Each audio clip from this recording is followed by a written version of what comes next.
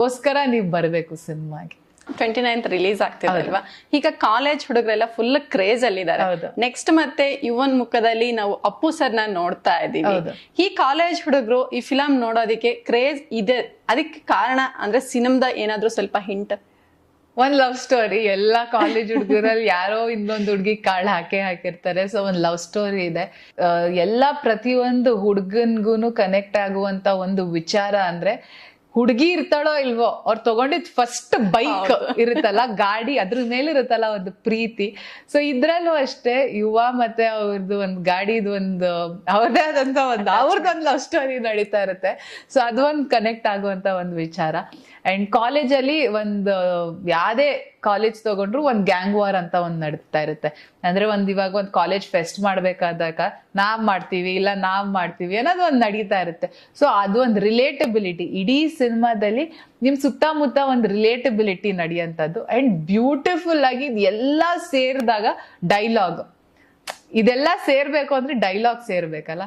So ಆ dialogues ಅದೆಲ್ಲಾನು ಅದ್ ಅಂದ್ರೆ ಯೂತ್ಸ್ಗೆ ಒಂದ್ ಥಿಯೇಟರ್ ಅಲ್ಲಿ ಒಂದ್ ಕಿರ್ಚಾಡೋ ಅಂತ ಒಂದ್ ಎಕ್ಸ್ಪೀರಿಯನ್ಸ್ ಕೊಡುತ್ತೆ. ಈಗ ಫಿಲಂ ಇಂಡಸ್ಟ್ರಿಗೆ ಬರ್ಬೇಕು ಅಂದ್ರೆ ಬ್ಯಾಕ್ ಗ್ರೌಂಡ್ ಬೇಕಾಗತ್ತೆ ಅಂತ ಹೇಳ್ತಾರೆ. ಈಗ ಎಕ್ಸಾಂಪಲ್ ಯುವರಾಜ್ ಕುಮಾರ್ ಅವ್ರು ತಗೊಂಡ್ರೆ ಅವ್ರದ್ದು ಫುಲ್ ರಾಜ್ಕುಮಾರ್ ಫ್ಯಾಮಿಲಿ ಇತ್ತು, ಬಟ್ ನಿಮಗ್ ಬ್ಯಾಕ್ ಗ್ರೌಂಡ್ ಯಾವುದೇ ತರದ್ ಇರ್ಲಿಲ್ಲ.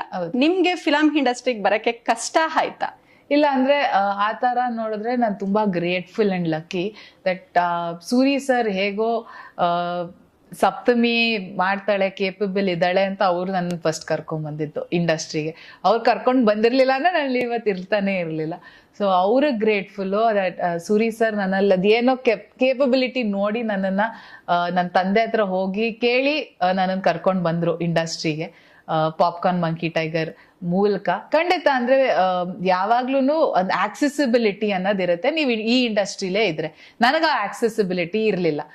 ಅಂದ್ರೆ ನನ್ಗೆ ಯಾರು ಗೊತ್ತಿಲ್ಲ ಇಂಡಸ್ಟ್ರಿ. ಸೊ ಹೊಸದು, ಎಲ್ಲಾ ಹೊಸದು. ಬಟ್ ಸೂರಿ ಸರ್ ಕರ್ಕೊಂಡ್ ಬಂದ್ ಬಿಟ್ರು. ಅದಾದ್ಮೇಲೆ ವಿಜಿ ಸರ್, ರಿಷಬ್ ಸರ್ ಕೈ ಹಿಡ್ಕೊಂಡ್ರು, ಕಾಂತಾರ ಅಂತ ಸಿನಿಮಾ ಕೊಟ್ಟು. ಅಂಡ್ ಕರ್ನಾಟಕ ಜನತೆ ನನ್ನನ್ನು ಆಕ್ಸೆಪ್ಟ್ ಮಾಡ್ಕೊಂಡ್ರು ಲೀಲಾ ಅನ್ನೋ ಪಾತ್ರದಲ್ಲಿ. ಕಾಂತಾರ ಬಂದ್ಮೇಲೆ ಸಿಂಗಾರ ಸಿರಿಯ ಸಾಂಗ್ ಅದೆಲ್ಲ ಆಕ್ಸೆಪ್ಟ್ ಮಾಡ್ಕೊಂಡ್ರು. ಅದಾದ್ಮೇಲೆ ನಾನು ಮತ್ತೆ ವಿಜಿ ಸರೇ ನನ್ಗೆ ಸಪೋರ್ಟ್ ಆಗಿ ಇವತ್ತು ಹೊಂಬಾಳೆ ಫಿಲ್ಮ್ಸ್ ಅಲ್ಲಿ ಮತ್ತೆ ನನಗೊಂದು ಅವಕಾಶ ಕೊಟ್ರು. ಸೊ ಇವತ್ತು ಖಂಡಿತ ಬ್ಯಾಕ್ ಗ್ರೌಂಡ್ ಏನೂ ಇರ್ಲಿಲ್ಲ, ಬಟ್ ಇವತ್ತು ಈ ಇಂಡಸ್ಟ್ರಿಲಿ, ಈ ಫ್ಯಾಮಿಲಿಲಿ ನನ್ನನ್ನು ಒಂದಾಗಿ, ಅವ್ರ ಸಂಸ್ಥೆಯಲ್ಲಿ ನನ್ನನ್ನು ಒಬ್ಬಳನ್ನಾಗಿ ಅವ್ರು ನನ್ನನ್ನು ಕನ್ಸಿಡರ್ ಮಾಡ್ತಾ ಇದ್ದಾರೆ. ವಿಜಯ್ ಸರ್ ನನ್ನನ್ನು ಸಪೋರ್ಟ್ ಮಾಡ್ತಾ ಇದ್ದಾರೆ, ಪ್ರೊಟೆಕ್ಟ್ ಮಾಡ್ತಾ ಇದ್ದಾರೆ.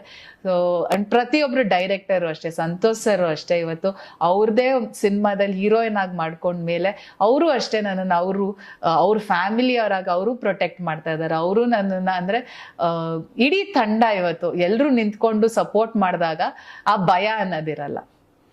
ಅಂಡ್ ಕರ್ನಾಟಕ ಜನ ಖಂಡಿತ, ಯಾಕಂದ್ರೆ ಅವ್ರ ಕೈ ಹಿಡಿಬೇಕು. ಯಾವ್ದೇ ಸಿನಿಮಾ ದೊಡ್ಡದಾಗ್ಬೇಕು ಅಂದ್ರೆ ಅವ್ರ ಆಶೀರ್ವಾದ ಅವ್ರ ಕೈ ಹಿಡಿಲೇಬೇಕು. ಇವತ್ತು ನನ್ನ ಕೈ ಹಿಡ್ದಿದ್ದಾರೆ, ನಮ್ಮನೆ ಹುಡುಗಿ ಸಪ್ತಮಿ ಅಂತ ಇಷ್ಟ ಪಡ್ತಾ ಇದ್ದಾರೆ. ಸೊ ಅದೊಂದು ಖುಷಿ ಖಂಡಿತ. ಅದು ಯಾವತ್ತಿದ್ರು ನನ್ನ ಕನ್ನಡ ಜನ ನನ್ನ ಜೊತೆ ಇರ್ತಾರೆ ಅಂತ. ಈಗ